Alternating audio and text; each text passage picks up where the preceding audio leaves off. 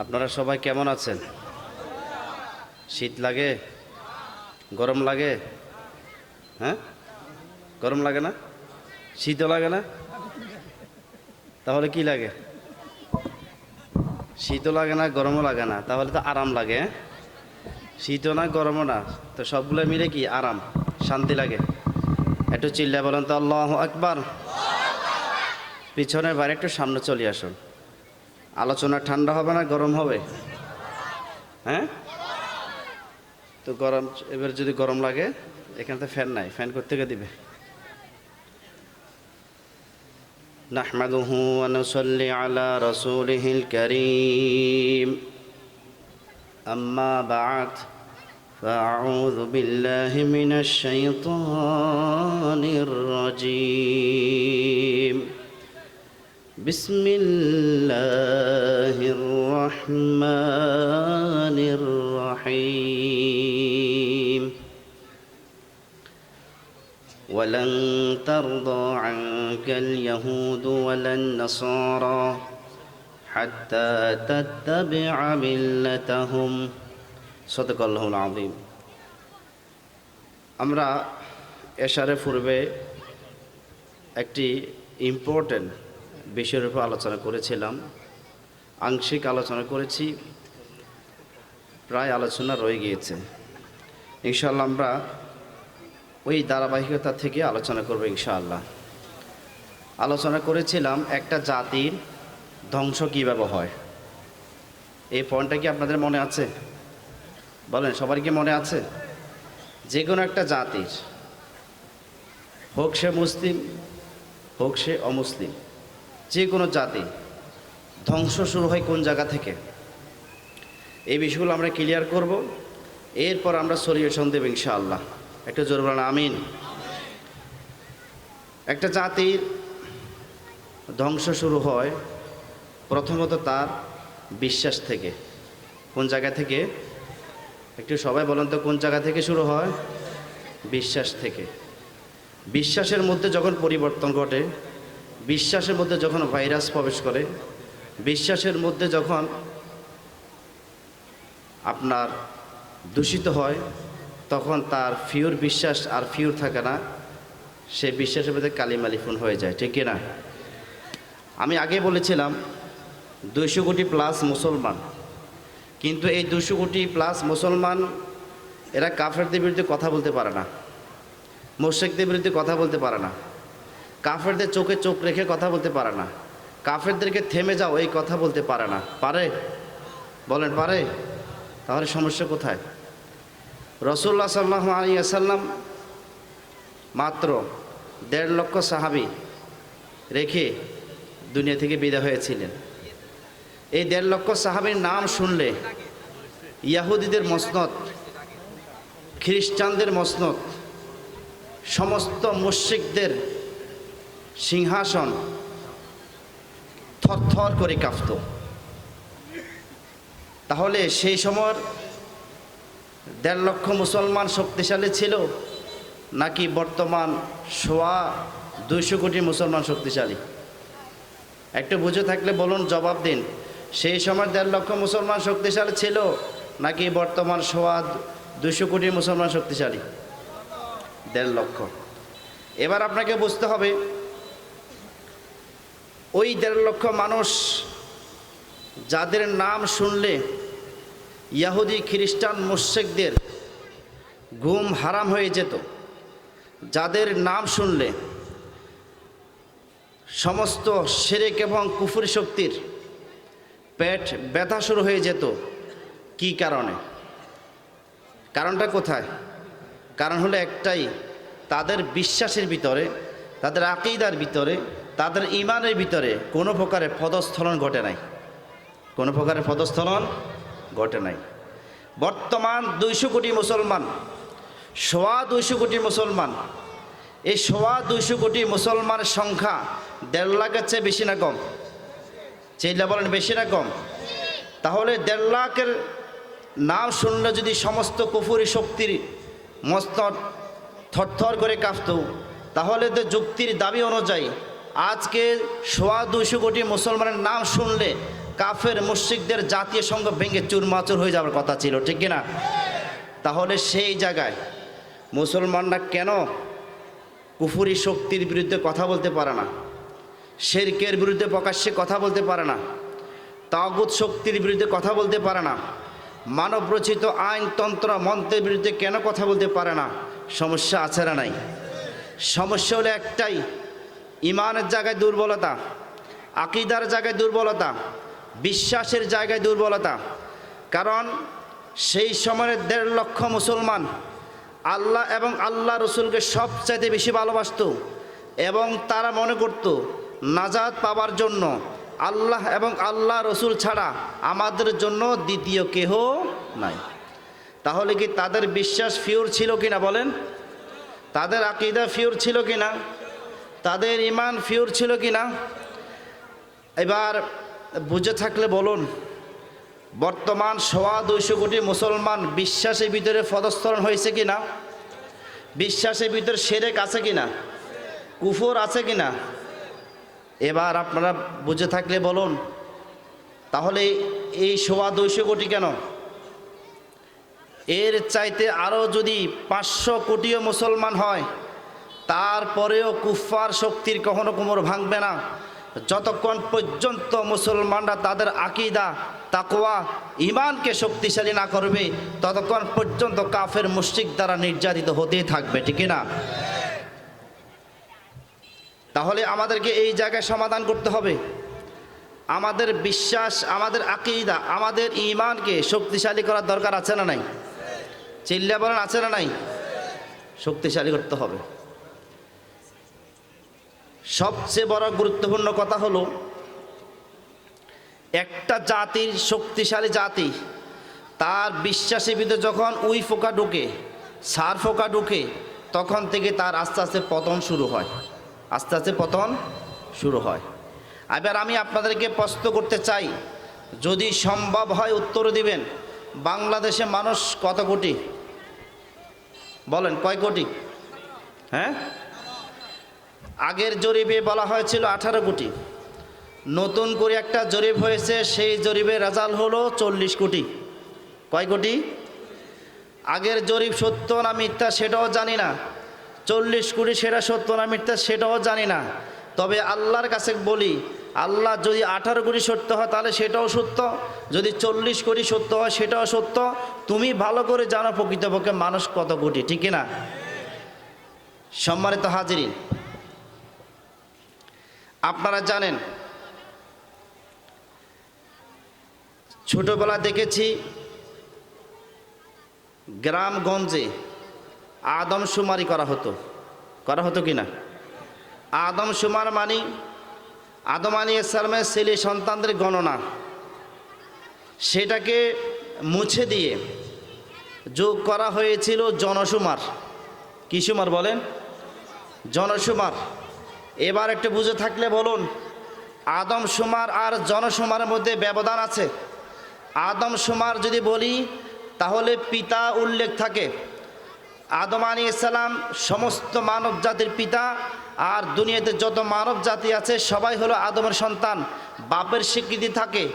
যখন আমি আদমের জায়গায় জনশুমার যোগ করলাম, তখন আমার আর পিতার অস্তিত্ব রইল না। আমাকে যার সন্তান বানানোর জন্য ইহুদি খ্রিস্টানরা কোমর বাঁধে নেবেছে, ঠিক না? তাহলে যেই জাতি আদমশুমার শব্দটি ডিলিট করে দিয়ে জনশুমার শব্দ যোগ করে, তাদের উদ্দেশ্য হলো, তারা এই কথা আপনাকে মেসেজ দিতে চায়, তোমাদের পিতা আদম নয়, তোমাদের পিতা হলো বানর। জনশুমার বলা মানে হলো, জনশুমার শব্দটি উল্লেখ করার অর্থ হলো, তোমাদের পিতা হলো বানর, তোমরা বানরের বংশধর, বানর থেকে তোমরা সৃষ্টি হয়েছ।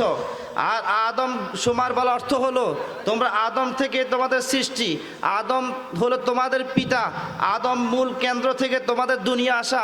তো দুইটার মধ্যে ব্যবধান আছে না নাই? এই জায়গা হলো মুসলমানদেরকে বড় একটি সুকৌশলে ধ্বংসের একটা প্ল্যান তারা করেছে। সুতরাং আমাদেরকে সতর্ক হওয়ার দরকার আছে না নাই? একটু চিল্লা বলেন, আছে না নাই? এবার বলেন, আমাদেরকে বিশ্বাসের জায়গা, আকীদার জায়গা, ইমানের জায়গা শক্তিশালী হতে হবে। এখন ইমানের জায়গা আমি কীভাবে শক্তিশালী হব? সেটা হবে কেবলমাত্র কোরআন দ্বারা। কি দ্বারা? সবাই একসাথে বলেন, কি দিয়ে? কোরআন দিয়ে। কোরআন ছাড়া কোনোদিন ইমান শক্তিশালী হবে না। আকীদা ফিউর ছাড়া কখনো ইমান শক্তিশালী হবে না। সেটাকে হবে তাওহীদের চর্চা সবচেয়ে বেশি লাগবে। কিসের চর্চা? বলেন, কিসের চর্চা? তাওহীদের চর্চা। এই দেশে যেই আলোচনাটা একেবারে হয় না সেটা হলো তাওহীদের আলোচনা। আপনারা জানলে অবাক হবেন, কোরআনুল কারীমের মধ্যে আল্লাহ তাআলা 15 পারা প্লাস শুধু তাওহীদের আলোচনা করেছেন। কয় পারা প্লাস? 15 পারা প্লাস শুধু তাওহীদের আলোচনা করেছেন। সূরাতুল ফাতিহার মধ্যে তাওহীদের আলোচনা আছে, সূরাতুল বাকারার মধ্যে তাওহীদের আলোচনা আছে, সূরাতুল আলে ইমরানের মধ্যে তাওহীদের আলোচনা আছে, সূরা নিসার মধ্যে আছে, সূরা আনফালের মধ্যে আছে, সূরাতুল মাইদার মধ্যে আছে, সূরাতুত তওবার মধ্যে আছে, সূরা ইখলাসের মধ্যে আছে, সূরা ফালাক নাসের মধ্যে আছে। কোরআনুল কারীমে 114টি সূরা, সমস্ত সূরার মধ্যে তাওহীদের আলোচনা বিদ্যমান। তাহলে এখন কথা হলো, আল্লাহ সুবহানাহু ওয়া তাআলা কেন 15 পারা প্লাস তাওহীদের আলোচনা করলেন? কারণ হলো, একটা জাতি, নিম্ন জাতি, সে যদি শক্তিশালী হতে চায় তাহলে তাওহীদের মানদণ্ড, তাওহীদের জ্ঞান দ্বারা নিজের মেরুদণ্ডকে শক্তিশালী করতে হবে। এবার আমি আপনাদেরকে প্রশ্ন করতে চাই, সারা বাংলাদেশের আমি যত জায়গায় ঘুরেছি সব জায়গায় আমি দেখেছি একই সমস্যা। নামাজের আলোচনা বিদ্যমান, মসজিদ থেকে আলোচনা হয়, যাকাতের আলোচনা হয়, এরপরে কোরআনের ফজিলতের আলোচনা হয়, সবটাই বিদ্যমান, কিন্তু মৌলিক যে আলোচনা, তাওহীদের আলোচনা, সেটাই নেই। এই জন্য একজন মানুষ তাওহীদ বিবর্জিত সালাত, তাওহীদ বিবর্জিত যাকাত, তাওহীদ বিবর্জিত রোজা, তাওহীদ বিবর্জিত দান সদকা, কোনো কিছুই আল্লাহর কাছে গ্রহণযোগ্য হবে না। সাহাবায়ে কেরাম রাদিয়াল্লাহু তাআলা আজমাইন তাওহীদের জ্ঞানে পরিপূর্ণ ছিল তাদের ভিতরে, সেই জন্য তাদেরকে কখনো শিরকে লিপ্ত করাতে পারে নাই, কখনো কুফুরের মধ্যে লিপ্ত করাতে পারে নাই, কোনো কাফের মুশরিক তাদের দিকে চোখ লাল করে তাকাইতেও পারে নাই, ঠিক কিনা? সুতরাং আমাদেরকে তাওহীদের আলোচনা বেশি বেশি করার দরকার আছে না নাই? প্রত্যেক পাড়া মহল্লায়, ঘরে ঘরে, মসজিদে মসজিদে, সংসদ ভবন, আপনি যেখানে যাবেন সেখানে তাওহীদের আওয়াজ তুলতে হবে। কিসের আওয়াজ? তাওহীদের আওয়াজ। তাওহীদ মানে হলো একত্ববাদ, তাওহীদ মানে হলো সার্বভৌমত্বের মালিক হলো আল্লাহ সুবহানাহু ওয়া তাআলা। তাওহীদের অর্থ হলো আল্লাহ ছাড়া কারো কাছে আমি মাথা নত করব না। মূর্তির কাছে নয়, মাটির কাছে নয়, মৃত কোনো মানুষের কাছে নয়, কোনো তন্ত্র মন্ত্রের কাছে নয়, শুধুমাত্র আল্লাহ সুবহানাহু ওয়া তাআলার কাছে আমি মাথা নত করব। কোনো জাতীয় সংঘের কাছে নয়, আমেরিকার কাছে নয়, রাশিয়ার কাছে নয়, কসাইয়ের কাছেও নয়, ঠিক কিনা? আমার ভাইয়েরা, হয়তো আলোচনাগুলো আপনাদের কাছে মিষ্টি কমও লাগতে পারে, যেহেতু আলোচনাগুলো ইম্পর্টেন্ট আলোচনা, না শুনতে না শুনতে এখন বিষয়টা অন্যরকম হয়ে গিয়েছে। এইটাই ছিল মৌলিক আলোচনা। সাহাবায়ে কেরাম রাদিয়াল্লাহু তাআলা আজমাইন দেখা হলে বলতো, আসো তাওহীদ নিয়ে একটু আলোচনা করি, কারণ যে ব্যক্তির তাওহীদ ঠিক তার সব কিছু ঠিক, ঠিক না? আপনারা জানেন মক্কা শরীফের ভিতর আবু জাহেল কিন্তু ইমানদার ছিল। কি ছিল বলেন? এখন তো চিন্তা করলেন কি বললো। হ্যাঁ, আবু জাহেল, উতবা, সাইবা তারাও কিন্তু তাওহীদবাদী ছিল। যেই তাওহীদ বর্তমান মুসলমানদের ভিতর আছে ওই তাওহীদে তারা বিশ্বাস করত। কোরআনে কারিমে সূরাত আলে ইমরানের মধ্যে আল্লাহ সুবহানাহু ওয়া তাআলা আলোচনা করেছেন, ওয়ালা ইন সাআলতাহুম মান খালাকাস সামাওয়াতি ওয়াল আরদ লা ইয়াকুলুন্না আল্লাহ। ওয়ালা ইন সাআলতাহুম, ও নবী তুমি যদি জিজ্ঞাসা করো, হুম উদ্দেশ্য হলো মুশরিকদেরকে, যদি তুমি আবু জাহেল, উতবা, সাইবা সবাইকে যদি জিজ্ঞাসা করো, মান খালাকাস সামাওয়াতি ওয়াল আরদ, আকাশ জমিন কে সৃষ্টি করেছে, তখন আবু জাহেল, উতবা, সাইবা সবাই বলবে লা ইয়াকুলুন্না, অবশ্যই অবশ্যই তারা বলবে আল্লাহ সৃষ্টি করেছেন। আচ্ছা আপনারা বলেন তো, আল্লাহ যে সব কিছু সৃষ্টি করেছেন এই ক্ষেত্রে কি আবু জাহেল একমত ছিল কিনা? সাইবা একমত ছিল কিনা? উতবা একমত ছিল কিনা? তারপরও তাদেরকে কেন মুশরিক বলা হয়? একটাই কারণ, তারা শুধুমাত্র আল্লাহর সার্বভৌমত্বকে মেনে নিত না, তারা শুধুমাত্র আল্লাহ তাআলার উলুহিয়তকে মেনে নিত না। সুতরাং বর্তমান প্রেক্ষাপটে মুসলমানদের ভিতরে একই ভাইরাস, যে ভাইরাস ছিল আবু জাহেলের মধ্যে, ঠিক কিনা? এবার একটু বুঝে থাকলে বলুন, ওয়ালা ইন সাআলতাহুম মান খালাকাস সামাওয়াতি ওয়াল আরদ লা ইয়াকুলুন্না আল্লাহ। সেই সময় আবু জাহেল, উতবা, সাইবা সবাই সৃষ্টিকর্তা হিসেবে আল্লাহকে বিশ্বাস করত, রিজিক দাতা হিসেবে আল্লাহকে বিশ্বাস করত, হায়াতের মালিক হিসেবে আল্লাহকে বিশ্বাস করত, মৃত্যুর মালিক হিসেবে আল্লাহকে বিশ্বাস করত। শুধুমাত্র বিশ্বাস করত না, আলা লাহুল খালক ওয়াল আমর, সৃষ্টি যার, বিধানতার, সৃষ্টি যার, সার্বভৌমত্বতার, সৃষ্টি যার, আইনতার, সকল ক্ষমতা উৎস আল্লাহ তাআলা, এই জায়গা তারা মানত না। এখনো মুসলমানদের ভিতরে এই সমস্যা আছে না নাই? সুতরাং আবু জাহেল মার্কা বিশ্বাস নিয়ে আপনি কখনো নাজাত পাবেন না। আবু জাহেল মার্কা সে থিওরি নিয়ে আপনি কখনো জান্নাতে যেতে পারবেন না। যদিও আপনি সালাত আদায়কারী হন, যদিও আপনি রোজা পালনকারী হন, যদিও আপনি হজ পালনকারী হন, আপনার এই আমল কোনোভাবে আপনাকে নাজাত দিতে পারবে না। যতক্ষণ পর্যন্ত আপনার মেরুদণ্ড তাওহীদ ঠিক করবেন না, ততক্ষণ পর্যন্ত কাফের মুশরিক দ্বারা আপনি মার খেতে থাকবে, ঠিক না? এবার একটু বুঝে থাকলে বলুন, তাহলে তারাও কিন্তু তাওহীদে বিশ্বাস করতো কি না? আজকে 200 কোটি মুসলমান এই জায়গায় সমস্যা। তারা মনে করে, সেই সময় আবু জাহেল যেমন মনে করতো দারুন নদওয়া নামক পার্লামেন্ট ছিল, তারা মনে করতো এখান থেকে যেটা আইন পাস হবে সেটা হবে সব জায়গায় চূড়ান্ত। ঠিক তদ্রূপভাবে বর্তমান জাতীয় সংঘ এই সময়ের জন্য এটা দারুন নদওয়া, এখান থেকে যেটা বাস্তবায়ন হবে, আইন পাশ করা হবে, সেটা তামাম দুনিয়া বাস্তবায়ন হবে। এবং এর সাথে সুর মিলিয়ে যত মুসলমান চলবে তারাও হয়ে যাবে আবু জাহেলের আপন খালাতো ভাই, ঠিক না? এবার বুঝে থাকলে বলুন, আল্লাহর ক্ষমতা বেশি নাকি আমেরিকার ক্ষমতা বেশি? আল্লাহর ক্ষমতা বেশি নাকি ইসরায়েলের ক্ষমতা বেশি? আল্লাহর ক্ষমতা বেশি নাকি মুশরিকদের ক্ষমতা বেশি? আল্লাহর ক্ষমতা বেশি নাকি নাস্তিক বেঈমানদের ক্ষমতা বেশি? সুতরাং আপনি ক্ষমতার জায়গায় আল্লাহকে বাদ দিয়ে যদি আমেরিকাকে বসিয়ে দেন, যদি রাশিয়াকে বসিয়ে দেন, যদি ইসরায়েলকে বসিয়ে দেন, আপনি যত নামাজ আদায়কারী হোক না কেন, যত দান সদকা আদায়কারী হন না কেন, যদি আমার মতন হুজুর হন না কেন, আল্লাহর কসম করে বলি আপনি আবু জাহেলের মতন টাটকা মুশরিক মুশরিক মুশরিক। এবার বিষয়টা ক্লিয়ার। তাহলে সমাজের ভিতরে, মুসলমানদের ভিতরে সবচেয়ে যেই জায়গায় পতন শুরু হয়েছে সেই জায়গা হলো তাওহীদ জায়গা থেকে পতন শুরু। সুতরাং কলেজ, ইউনিভার্সিটি, বিশ্ববিদ্যালয় সব জায়গা থেকে আবার নতুন করে আওয়াজ তুলতে হবে। যেরকম আওয়াজ তুলেছিল আবু বকর রাদিয়াল্লাহু তাআলা আনহু, যেরকম আওয়াজ তুলেছিল ওমর রাদিয়াল্লাহু তাআলা আনহু, যেরকম আওয়াজ তুলেছিল ওসমান রাদিয়াল্লাহু তাআলা আনহু, যেরকম আওয়াজ তুলেছিল আলী রাদিয়াল্লাহু তাআলা আনহু, যেরকম আওয়াজ তুলেছিল সমস্ত সাহাবায়ে কেরাম, ঠিক সেভাবে মুসলমানদেরকে আবার নতুন করে আওয়াজ তুলতে হবে। শিক্ষার জায়গা চেঞ্জ করতে হবে। কোনো সেকুলার শিক্ষা ব্যবস্থা, কোনো নাস্তিকবাদী শিক্ষা ব্যবস্থা কোনো মুসলমানকে চাপিয়ে দেওয়া যাবে না।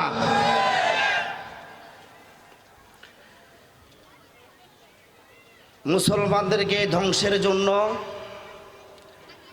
যেই নীল নকশা করা হয়েছে তার মধ্যে হতে সবচেয়ে যে গুরুত্বপূর্ণ পয়েন্ট সেটা হলো মুসলমানদেরকে তাওহীদের জায়গা থেকে সরিয়ে ফেলা, তাওহীদের জায়গা থেকে সরিয়ে ফেলা।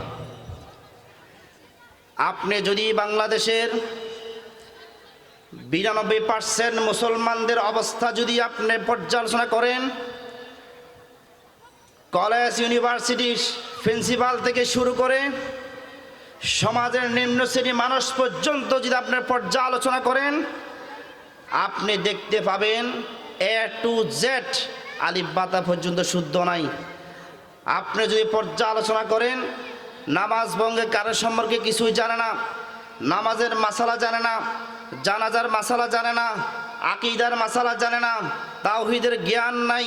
সবচেয়ে যেই জ্ঞান হলো মুসলিম জাতির মেরুদণ্ড, সেই জ্ঞান পর্যন্ত মুসলিমরা অর্জন করতে পারে নাই। অথচ তাওহীদের জ্ঞান অর্জন করা ছিল ফরজে আইন। দুনিয়ার ডিগ্রি অর্জন করার জন্য আমেরিকা যায়, রাশিয়া যায়, ইংল্যান্ডে যায়, নানান দেশে গিয়ে ডিগ্রি অর্জন করে, কিন্তু তাওহীদের উপর ডিগ্রি অর্জন করার জন্য কাউকে খুঁজে পাওয়া যায় না।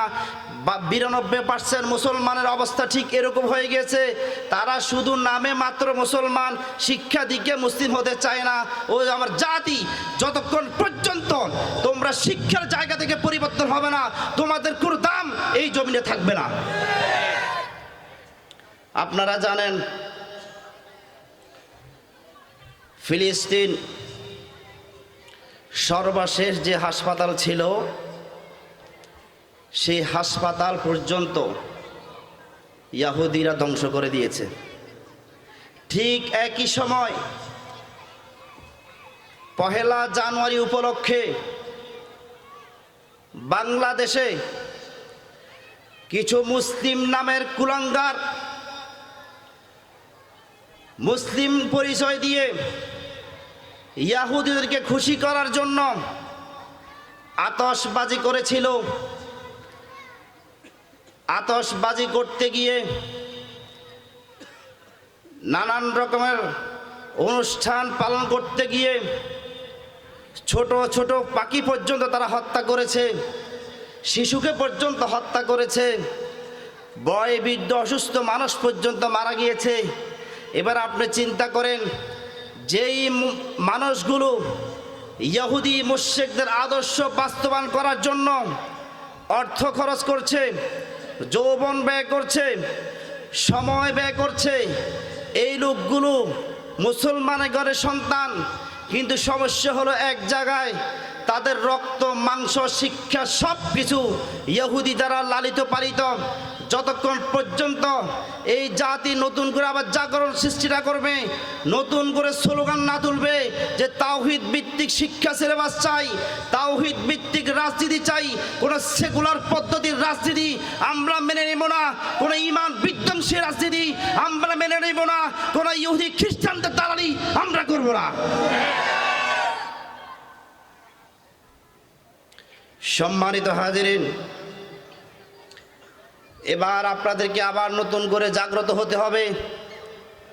অনেক ঘুমাইছেন, সামনে যে সময়টা আসছে সেই সময়টা আপনার আমার জন্য গাজা থেকেও ভয়ঙ্কর হবে। এই দেশে আপনারা হয়তো জানেন না, যারা উলিল আমর, যারা উলিল আবসর, যারা উলিল আলবাব, যারা কোরআনের জ্ঞানী মানুষ, যাদের ভিতরে কোরআনের গভীর চোখ আছে, তারা শত্রু সম্পর্কে সচেতন। তারা জানে কিভাবে একটা স্বাধীন রাষ্ট্র হায়দ্রাবাদকে ভারত কিভাবে গ্রাস করে দখল করেছিল, ঠিক তদ্রূপভাবে এই মুশরিক জাতি এই দেশ থেকে সমস্ত মুসলমানদেরকে গাজার মতন ধ্বংস করার জন্য যত প্রকারের নীলনকশা সব করে ফেলেছে। অথচ মুসলমানরা আছে শুধু নিজেদের ভিতরে কিলাকিলি নিয়ে, আছে না নাই? ও আমার জাতি, পরিষ্কার করে বলতে চাই, এখন আপনাকে আর কিলাকিলির সময় নাই, নিজেদের ভিতরে মারামারির সময় নেই। এবার আপনাকে শত্রু চিহ্নিত করতে হবে, শত্রুর বিরুদ্ধে সবাইকে কাতারবদ্ধ হতে হবে, শত্রুর কোমর ভেঙে দিতে হবে। আপনারা হয়তো ভাবছেন আমি হয়তো উস্কানিমূলক আলোচনা করছি, বিষয়টা এমন নাকি? বিষয়টা এমন নয়। আল্লাহ সুবহানাহু ওয়া তাআলার কাছে শুকরিয়া আদায় করছি, যিনি কোরআনে কারিমের ভিতরে ইমানদারদের চরম শত্রু কারা হবে সেই বিষয় আলোচনা করে রেখেছেন। দুর্ভাগ্যবশত বিষয় হলো, অত্যন্ত পরিতাপের বিষয় হলো, নির্মম পরিহাস হলো, এই দেশের ভিতরে সেগুলো নিয়ে কোনো আলোচনা হয় না। সেটা হলো সবচেয়ে বড় দুর্ভাগ্য বিষয়। মুসলমানদের শত্রু কারা সেটা আলোচনা এই দেশের সবচেয়ে বেশি থাকার দরকার ছিল।